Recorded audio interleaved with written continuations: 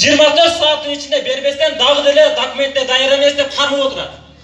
Эми бул мыйзамдуулук боюнча кече күнү бардык шайлоо кандидаттар партиялар үгүт иштерин башталганда бизди үгүттөн чектеп атат. Бул убакытты созуу менен.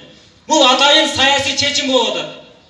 Эми эртең биз азыр Бишкекте Борбордук шайлоо комиссиясына кайрылуу жөнөп атабыз.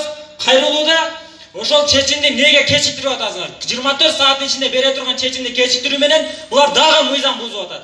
Биз сотко кайрылуу укугубузду чектеп атат буларчы.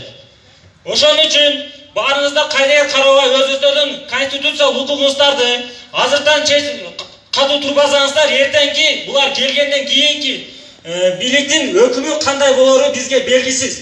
Буларга такыр ишеним жок.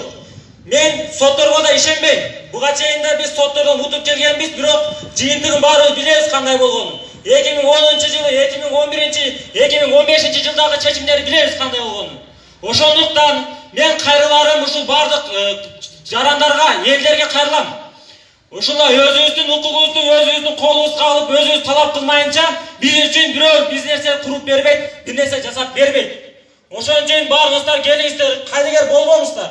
Эгер мүмкүн болсо биз бүгүн чогулабыз дагы Бишкекке жол аттанабыз, барып туруп ошол жерден талап кылабыз.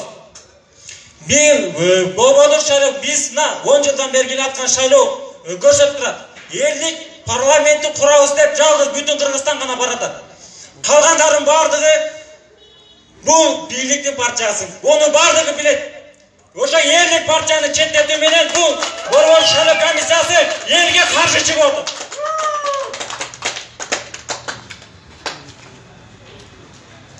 Урматтуу Алапка районунун тургундары, урматтуу замандаштар.